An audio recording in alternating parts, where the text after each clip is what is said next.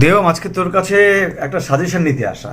সেটা হচ্ছে দীর্ঘদিন তুই যে সেক্টর নিয়ে কাজ করছিস সেই সেক্টর সংক্রান্তই একটা জিজ্ঞাসা, যে ইন্স্যুরেন্স, সেটা লাইফ ইন্স্যুরেন্স হোক বা যেটাই হোক, সেটা এখন আজকের 2025-এর শেষ লগ্নে দাঁড়িয়ে 26 পড়তে চলেছে, সেটাকে প্রেফার করবি নাকি তুই এসআইপি এই মিউচুয়াল ফান্ডস এটাকে প্রেফার করবি, মানে আজকের দিনের ইনভেস্টমেন্টের ক্ষেত্রে?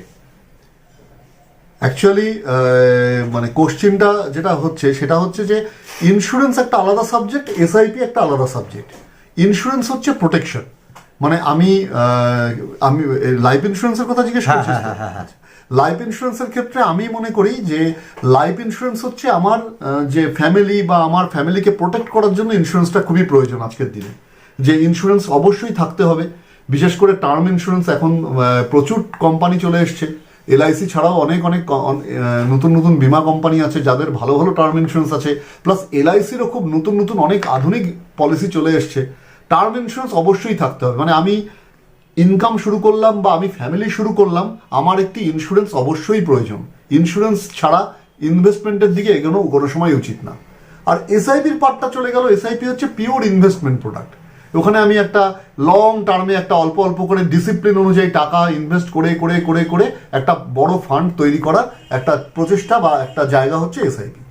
তার মানে যারা আজকে দিন ইনভেস্ট করবে তারা কিন্তু দুটোই করতে বলছে, মানে একদিকে ইন্স্যুরেন্স সেক্টরটাও ঠিক থাকলো, লাইফ ইন্স্যুরেন্স করা থাকলো, তার পাশাপাশি যদি তার বাজেট ফুলফিল করে তবে তার অ্যামাউন্টটাকেও অবশ্যই অবশ্যই। কারণ কি, যে ইন্স্যুরেন্স তো থাকতেই হবে, তার সাথে আমি ইনভেস্টমেন্টের জন্য এসআইপি বা আদার্সও অনেক ইনভেস্টমেন্ট প্রোডাক্ট আছে, সেগুলোকে আমি বেছে নিতে পারি।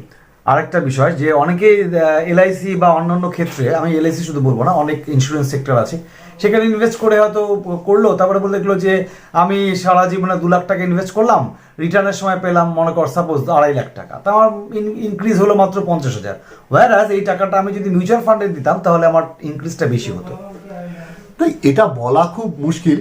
এলআইসির মানে এলআইসিকে যদি রিটার্ন হিসাবে দেখি তাহলে সেটা প্রথম তো সেটা আমার ক্ষেত্রে মনে হয় যে সেটা ভুল। কারণ কি, ইন্স্যুরেন্স ইনভেস্টমেন্ট প্রোডাক্ট না, ইন্স্যুরেন্স প্রোডাক্টই।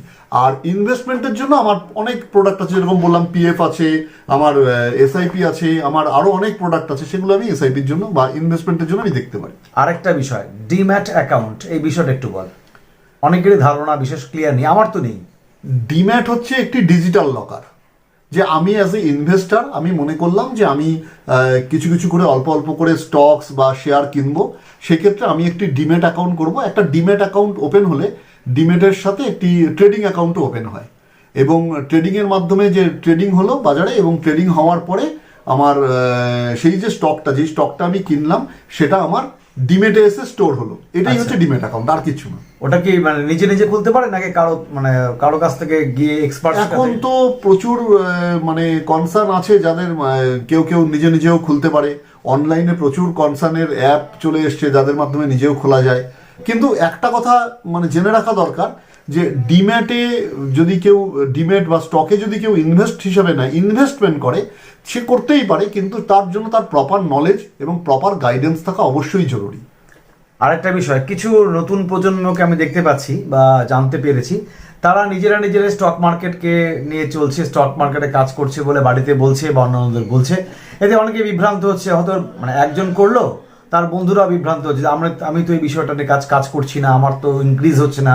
সাপোজ 500 টাকা ইনভেস্ট করলো একটা ছেলে, তার হাতে আছে, সে বা বন্ধুদের বলছে বা বাড়িতে বলছে আমি টাকাটা স্টকে লাগিয়েছি, আমি সেখান থেকে ইনক্রিজ নেব। এই বিষয়ে নতুন প্রজন্মকে কি বলবি? এটা ভুল কনসেপ্ট। কারণ কি, স্টক মার্কেট বা এই মানে কি বলবো, এই যে শেয়ার ট্রেডিং বা স্টক মার্কেট বা এই ডেরিভেটিভস, এই মার্কেটের নিয়ে কাজ করতে গেলে না প্রপার এডুকেশন থাকাটা খুব জরুরি। যদি প্রপার এডুকেশন না থাকে তাহলে এই মার্কেটে যাওয়া উচিত না, 1 নাম্বার।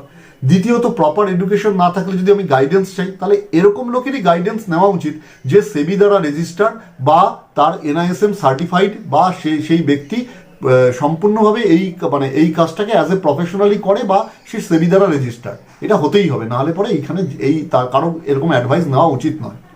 আরেকটা শেষ জিজ্ঞাসা দেব তোর কাছ থেকে, সেটা হচ্ছে আজকে 2025-এর শেষ এবং 26-এর সামনে আমরা দাঁড়িয়ে আছি, কিভাবে দেখছিস মানুষ ইনভেস্টমেন্টটাকে আর ইন্স্যুরেন্সটাকে কিভাবে নিচ্ছে? মানে আগের তুলনায় কি বেড়েছে সেটা?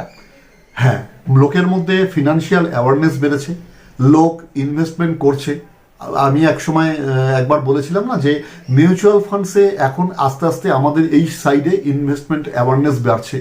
লোক কি হচ্ছে যে আমরা যে ইনভেস্টমেন্ট করি, যে সেটা যদি একটা আমাদের যদি একটা আমি যদি একটা থালার মধ্যে সুষম আহার নেই, যে যার মধ্যে আমার সমস্ত রকম শাক সবজি খাবার থাকবে, সেরকম ইনভেস্টমেন্ট পোর্টফোলিওটা এইভাবে হওয়া উচিত যে যেখানে আমার কিছু ইন্স্যুরেন্স থাকবে যেটা আমার ফ্যামিলি প্রোটেকশন দেবে, হেলথ ইন্স্যুরেন্স থাকবে, সাথে আমার কিছু ফান্ড নিজের ইনভেস্টমেন্ট গ্রোথের জন্য এসআইপি থাকবে, পিএফ প্রভিডেন্ট ফান্ড থাকবে, সমস্ত জায়গায় আমি এটাকে স্প্লিট করব, এবং এই যে আমার ইনভেস্টমেন্টের যে ঝুলি তার মধ্যে মিউচুয়াল ফান্ড, স্টক এগুলো একটা জায়গা করে নেবে আস্তে আস্তে।